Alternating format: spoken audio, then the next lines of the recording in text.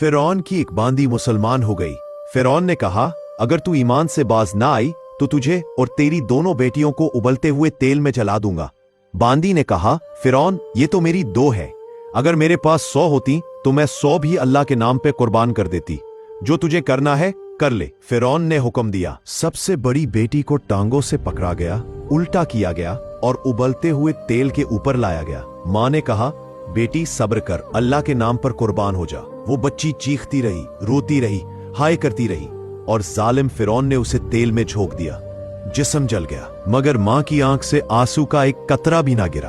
तब अल्लाह ने माँ की आंखों से पर्दा हटाया। उसने देखा बेटी की रूह निकल रही है और वो कह रही है, माँ सब्र करो, हम अभी जन्नत में इकट्ठे हो जाएंगे। फिर फिरौन ने दूध पीती छोटी बच्ची को उठाया और तेल में डाल दिया। चंद लम्हों में वो कोयला बन गई।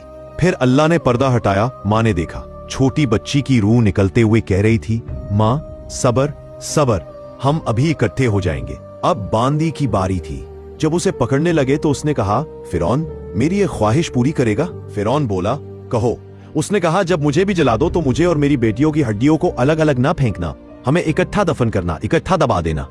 फिरौन ने कहा, हाँ, तुम्हारी ये ख्वाहिश पूरी कर दी जाएगी। इस वाक़े के 2000 साल बाद जब हमारे प्यारे नबी हजरत मोहम्मद सल्लल्लाहु अलैहि वसल्लम मेराज के सफर पर गए तो आपको अचानक जमीन से खुशबू आई। तो आपने फरमाया, जिब्रील, मैं जन्नत की खुशबू सूंघ रहा हूँ, ये कहां से आ रही है? जिब्रील अलैहिस्सलाम ने अर्ज की, या रसूल अल्लाह, ये उस बांदी की कब्र की खुशबू है जो फिरौन के सामने साबित कदम रही। अपनी बेटियों समेत, अपनी हड्डियों समेत जिस जगह दफन की गई, उस दिन से आज तक ये खुशबू आ रही है और कयामत तक आती रहेगी।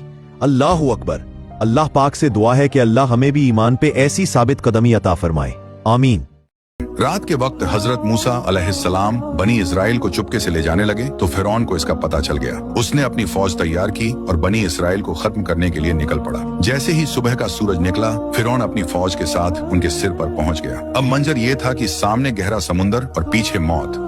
बनी इस्राइल खौफ से चिल्लाने लगे, यकीनन हम पकड़े गए। लेकिन हजरत मूसा अलैहिस्सलाम का ईमान ऐसा बुलंद था कि खौफ की आंधियां भी उसके सामने बेअसर हो गईं। हजरत मूसा अलैहिस्सलाम ने कहा, हरगिज नहीं, बेशक मेरे साथ मेरा रब है, वही मुझे रास्ता दिखाएगा। अल्लाह के हुक्म से उन्होंने अपनी लाठी पानी पर मारी। देखते ही देखते समुंदर फट गया। पानी दोनों तरफ बड़े पहाड़ों की तरह खड़ा हो गया और रास्ता बिल्कुल सूखा बन गया। हजरत मूसा अलैहिस्सलाम और बनी इस्राइल आगे बढ़े। फिरौन और उसकी फौज ने सरकशी और दुश्मनी के साथ उनका पीछा किया। जब हजरत मूसा अलैहिस्सलाम और बनी इस्राइल का आखिरी इंसान दूसरे किनारे पर पहुंच गया, अल्लाह ने पानी को मिला दिया और सभी को गर्क कर दिया। जब फिरौन डूबने ही वाला था, उसने कहा, मैं ईमान लाया कि कोई माबूद नहीं सिवाय उसके जिस पर बनी इस्राइल ईमान लाए और मैं फरमाबरदारों में से हूँ। जब हजरत जिब्राइल अलैहिस्सलाम ने ये देखा तो समुंदर से कीचड़ लेकर फिरौन के मुंह में भरने लगे, इस डर से कि अगर वो तौबा के अल्फाज कह दे तो कहीं अल्लाह की बेइंतहा रहमत उस तक पहुंच न जाए। आपने अल्लाह की इतनी बेइंतहा रहमत के लिए अभी तक कमेंट और शेयर भी नहीं किया।